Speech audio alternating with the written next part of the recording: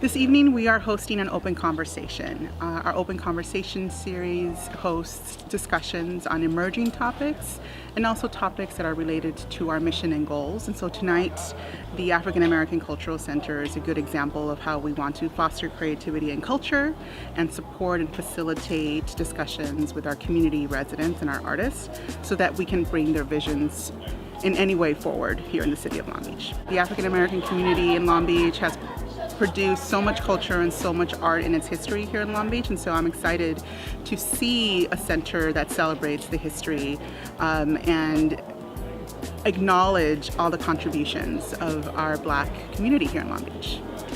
I'm happy to partner with the Arts Council of Long Beach to have a open conversation, community conversation about the African American Cultural and Arts Center that I asked the City of Long Beach during Black History Month to come back with potential sites and to help establish that for the African American community, which I believe is long overdue.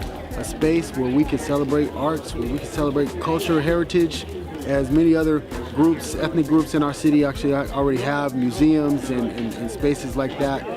It's very, very important because African Americans make up close to 13% of Long Beach's population, and we've been here for many years. We're not going anywhere. It's very, very important for us to celebrate our diversity and identify a space for us to have that arts, culture, sense of community, and bring people together.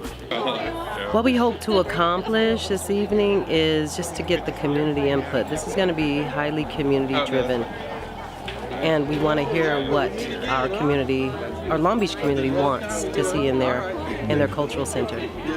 An African cultural center, African American cultural center, needs to educate, and it needs to be inclusive.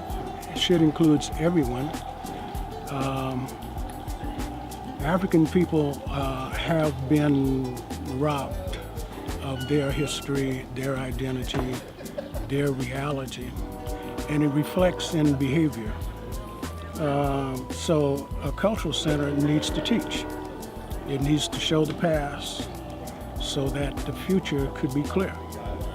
From a business perspective, it should show the history of tangible items, artifacts, and so forth, reflecting the history from Africa through African American experience, those kind of things. In addition to that, because it's a local cultural center, it should reflect the people of this city. You know, we have a rich history here of people and things that have been done, pioneers in this city. So it should have and show the history of people in politics, entertainment, sports, and all of those kind of things. So with it being to be housed in one area would be great for the city and for people coming to this city to see that. We want to tap into that power today and discuss the power of the arts. Too often we find that our young kids need to find a way to feel good about themselves, and the arts can be a great way to engage in that process. So memoirs, for example, I have a memoir out called Raising Fences about a young Black man being raised, in fact, in Long Beach. And when people see themselves in fiction, in memoirs, it deifies the self. It undergirds the self. It makes them feel good about the self. And our young kids need to be exposed to that type of power as well. And likewise, when folks who are not from our communities, when they read about us in literature or in music, or hear our narratives and different types of cultural productions, they come to know us better. What you think of yourself depends on what you know about yourself.